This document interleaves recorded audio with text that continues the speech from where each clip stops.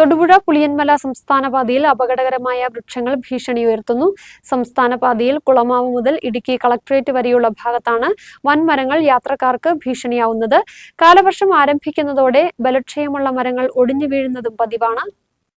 തൊടുപുഴ പുളിയന്മല സംസ്ഥാന പാതയിൽ ഇടുക്കി കളക്ടറേറ്റിനും കുളമാവ് മുത്തിയുരണ്ടാറിനും ഇടയിലാണ് ചെറുതും വലുതുമായ വൃക്ഷങ്ങൾ വാഹനങ്ങൾക്കും യാത്രക്കാർക്കും അപകട ഭീഷണി ഉയർത്തി സ്ഥിതി ചെയ്യുന്ന. ഇതാകട്ടെ കാലവർഷമാകുന്നതോടുകൂടി കടപുഴകി റോഡിൽ ഗതാഗത തടസ്സത്തിനും വൻ അപകടങ്ങൾക്കും കാരണമാകുന്നു.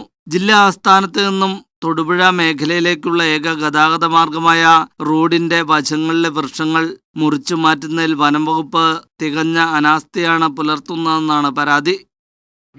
തൊടുപുഴ പുളിയന്മല സംസ്ഥാന പാതയിൽ കളക്ടറേറ്റ് മുതൽ കുളമാവ് വരെയുള്ള പ്രദേശത്ത് അപകടകരമായ രീതിയിൽ വലിയ മരങ്ങൾ റോഡിലേക്ക് തള്ളി നിൽക്കുകയാണ്. അടിയന്തരമായിട്ട് വനം വകുപ്പും PWDയും ഈ കാര്യത്തിൽ ബന്ധപ്പെട്ട് ആ മരങ്ങൾ വെട്ടിമാറ്റിയില്ലെങ്കിൽ വരുന്ന കാലവർഷത്തിൽ വലിയ അപകടങ്ങൾ ഉണ്ടാകാൻ സാധ്യതയുണ്ട്. രാത്രികാലങ്ങളിലൊക്കെ ധാരാളം വാഹനങ്ങൾ സഞ്ചരിക്കുന്ന പാതയാണ്. അതുകൊണ്ട് അടിയന്തരമായിട്ട് ജില്ലാ ഭരണകൂടം ഇതിൽ ബന്ധപ്പെടുകയും PWDക്കും വനം വകുപ്പിനും അടിയന്തരമായിട്ട് നിർദ്ദേശം നൽകി ഈ വൻ മരങ്ങൾ വെട്ടിമാറ്റണമെന്നാണ് ഈ അവസരത്തിൽ ആവശ്യപ്പെടുന്നത്.